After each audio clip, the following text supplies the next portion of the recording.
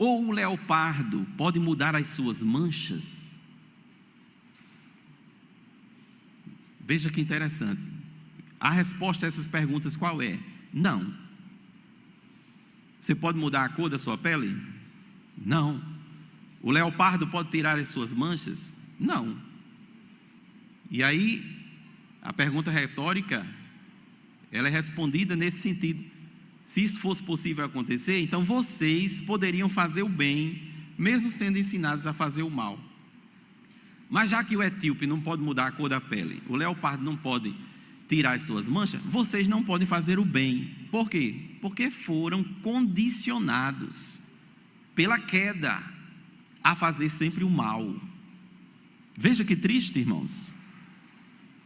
E o apóstolo Paulo, ele conclui este cenário dizendo, 5:12 de Romanos: como por um homem entrou o pecado no mundo, e com o pecado a morte, assim a morte passou para todos os homens, por isso que todos pecaram. Pronto, está aí a cena triste da história. E o homem enfrenta, portanto, a desesperança, o desespero, porque Deus está no seu trono de glória e o homem está aqui, condenado à morte eterna. Mas fica só nisso? Há só o problema? Você é um pecador? Sim. Tenho consciência da minha miserabilidade? Sim. Mas o quadro da história, ele já terminou de ser pintado? Não. Existe o outro lado. É uma série, tem vários capítulos. Quem está familiarizado em assistir série sabe disso. Tem mais, tem outra cena a ser vista. E qual é a cena? A cena é que este Deus que criou o homem e viu que o homem por si distanciou-se dele e agora não tem mais condições de reatar a comunhão, ele decide, Deus, que ele mesmo fará este reencontro. É por isso que nós encontramos essa expressão: é ele quem perdoa todas as tuas iniquidades. Há perdão de Deus esta noite aqui. Às vezes as pessoas pecam, se distanciam, se afastam e dizem: não, eu sou. Olha, o apóstolo Paulo disse que ele era o principal, não foi? Palavra fiel é esta, escrevendo a Timóteo: Jesus veio salvar os pecadores, dos quais eu sou o principal. Aí você olha assim para o apóstolo Paulo e diz: ele era o principal, e eu? Ele está dizendo que era o principal, e eu? Mas olha, ele começou dizendo: palavra fiel é esta, que Jesus veio salvar. Seu pecado é grande, não sei qual é o tamanho do seu pecado, não importa, Jesus veio salvar. Há perdão de Deus para você, não importa o que você tenha feito, não sei se é grande, se é pequeno, não importa, Deus perdoa. Perdoa em Cristo Jesus. Há uma cena belíssima no texto bíblico dos evangelhos, quando um fariseu chamou Jesus para comer na sua casa, e Jesus foi. E quando ele chegou na casa, você sabe, as pessoas quando sabiam que Jesus estava ali, aí iam, né? E uma pecadora, ela foi, sabendo que Jesus estava lá, preparou um vaso de alabastro com unguento. Vocês conhecem a história. Ela chegou chorando, começou a lavar os pés do mestre com as suas lágrimas, enxugar com os seus cabelos, beijava os pés do mestre e ungia com o unguento que ela tinha trazido. E aquele anfitrião, o dono da casa, que havia feito o convite para o mestre, quando viu a cena, disse: se ele fosse profeta, ia saber quem é que está fazendo isso, que essa é uma mulher pecadora. Começou a fazer o julgamento, né, que o ser humano faz. Aquele ali não presta. Mas Jesus conhece tudo. Jesus conhece todos os corações. E aí, vendo a atitude de Simão, o fariseu, o anfitrião, disse para ele: deixa eu lhe contar aqui uma situação. E de fazer uma pergunta. Tinha um credor. E haviam 2 devedores a este credor. Um devia 500 e o outro devia 50. Mas nenhum dos 2 tinha condição de pagar. E aí, sabe o que foi que o credor fez, Simão? O que, mestre? Ele perdoou os 2.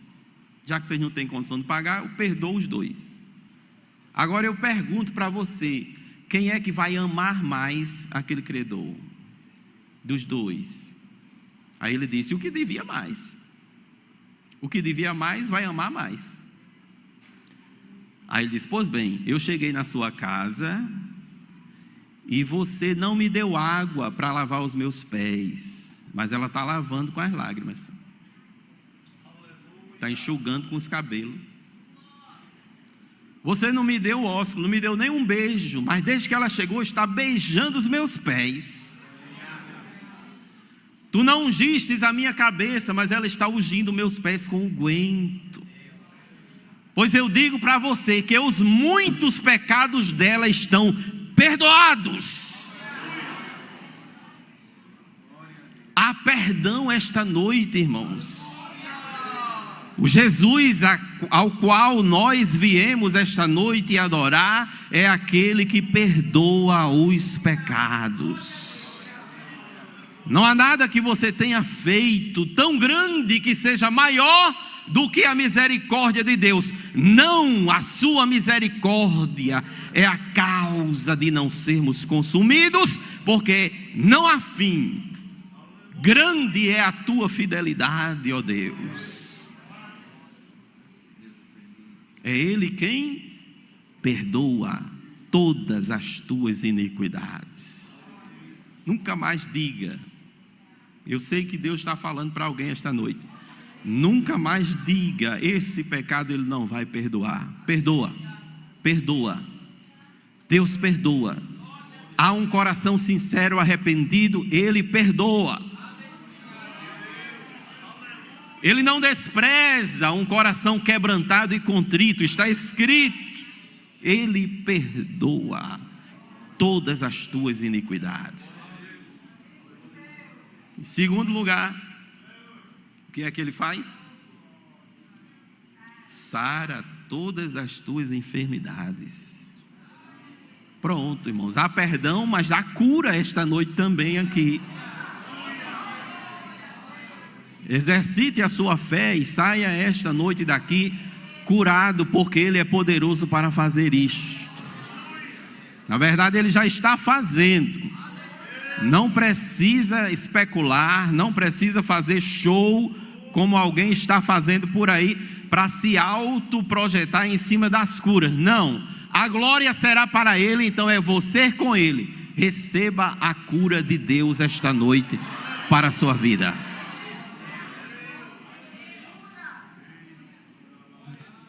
Havia uma filosofia, falando de filosofia, havia uma filosofia lá no século XVIII, chamada deísmo, deísmo com D, que dizia que isso não existia não. E eles entendiam assim porque, na concepção deles, Deus, Ele era como um relojoeiro que fez o relógio. Naquela época era de corda, né? Dava corda.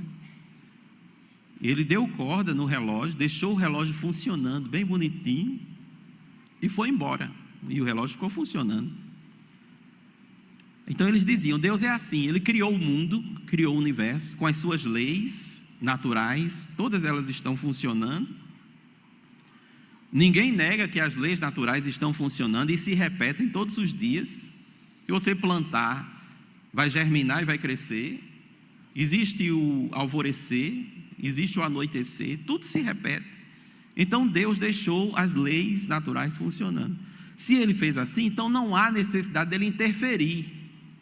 Ele não interfere em nada. Milagres não existem, diziam os deístas, não é? Milagres não existem. Mas a pergunta que nós fazemos é, tudo bem, nós sabemos que as leis naturais, elas funcionam. Mas a pergunta que eu faço é, sempre? Elas funcionam sempre? Não tem como você garantir. Você tem uma expectativa, porque hoje anoiteceu e antes pela manhã amanheceu.